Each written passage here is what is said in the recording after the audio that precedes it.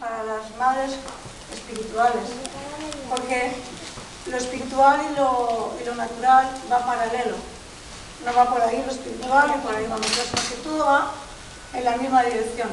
Entonces, dando un pequeño testimonio de cómo veo yo el ser madre como cristiana, yo tengo que decir que tenemos más responsabilidad de lo que nos creemos, ¿no?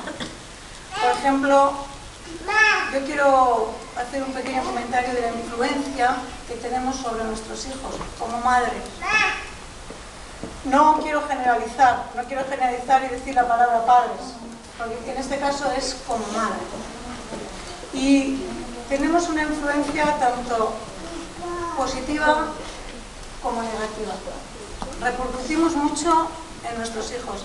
Quiero que quede claro que también es para las mujeres que no tienen hijos, porque no creas que cerramos para ti, porque yo estoy segura que tienes muchas personas que igual espiritualmente estás dando el testimonio o estás intentando que conozca al Señor o ya conoce al Señor gracias a tu testimonio y esa persona ve en ti un ejemplo también.